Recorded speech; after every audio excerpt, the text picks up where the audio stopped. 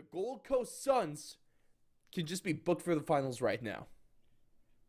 Oh, the way the question is phrased, I will say overreaction, but if we adjust it just the tiniest bit, then I won't say it.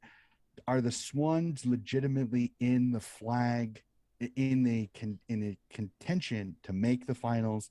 I don't think that's an overreaction. I legitimately looking at their schedule, looking at the way they're playing, it is hard for me not to say the Suns have a shot Do they have at like the making second easiest the schedule finals. remaining? Well, Is I that the did some stat? I really quick just behind the mic as I had some time at work this week and I wanted to see who had the easiest schedule of the 12 teams that I see making it to the finals, which Gold Coast is your kind of cutoff there at 12 teams because I think they're only 2 games back of the finals.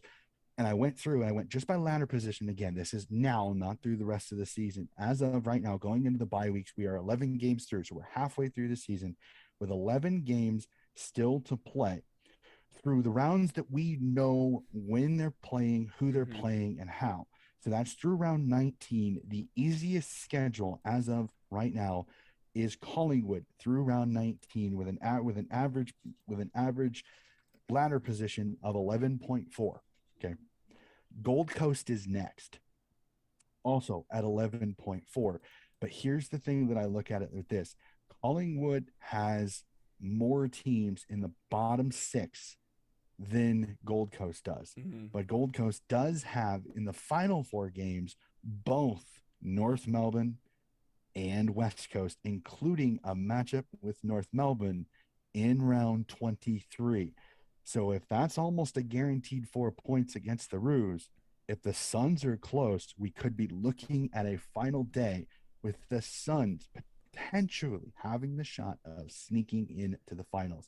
So just a tiny bit of change in language there. And I will say this is not an overreaction. The Suns are legitimately in the hunt to make the finals this year. And how cool would I that love be it. to see the Suns in September action?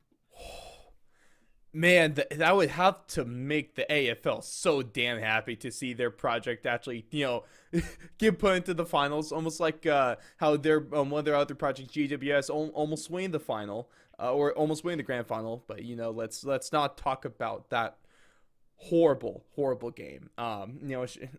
There's no need to go into it. I am so ready, Donnie, to hop on the bandwagon of the Suns making the finals and being a finals team. Because the scary thing is, even if they just make it into the 8th spot, I don't think this in like for like all their games is going to transition to the finals. This is not a fun team to play against, especially if they catch a hot streak late on to the season. They not only have the potential to make the finals, Giant, depending on their form late in the season, they have a potential to win the final game.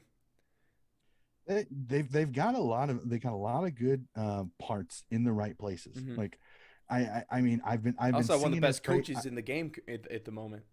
I've Hard to been overlook singing his that. praises for a year.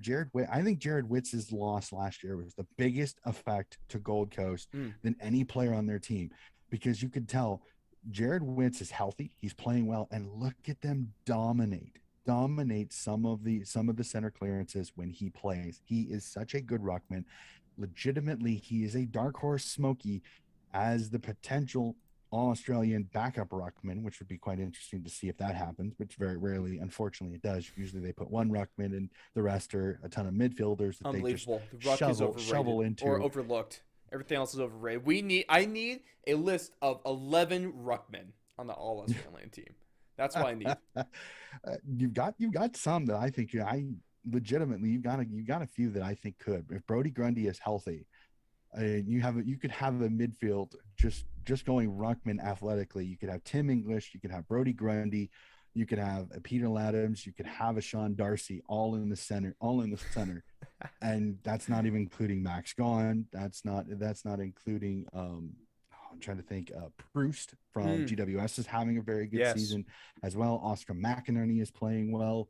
So there's a lot of ruckmen that I think are playing very, very well this season. So it'll be very interesting to see. But I'm very interested to see how this Gold Coast team Hmm. does because I You mean, also forgot Mason Cox, by the way.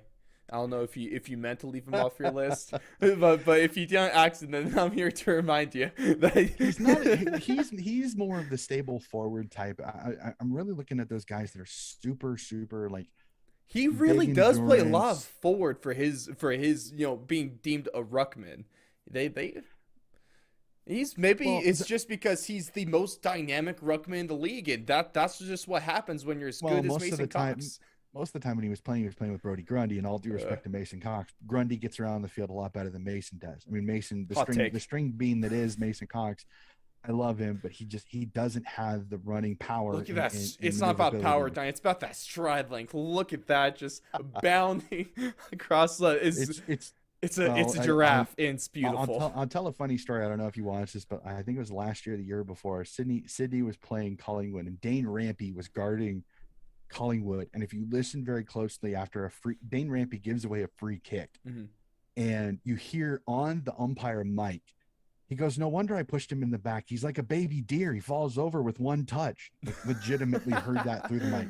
Oh, I had to laugh a little oh, bit. I that's had to laugh a tough. little bit at that.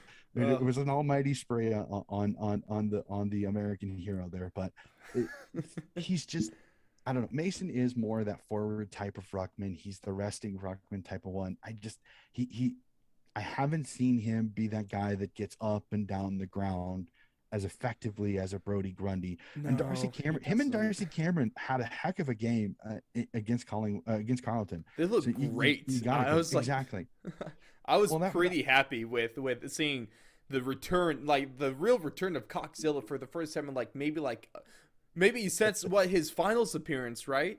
A couple years ago. 2018. Well, you ask some people, he's only had two really good games: the 2018 grand final, I'll throw it back to preliminary final, the first in that one. the first final game I watched was him. I think he scored like 3 times in the first quarter. Mm-hmm. Yeah, Mason And Cox. it had six Yeah. contested marks. Yeah. So Mason yeah. Cox, baby. I will never, ever give up my hype train for the greatest American to ever grace the AFL field. I don't care. Technically, I'm right. And like I said earlier, that is the best kind of right.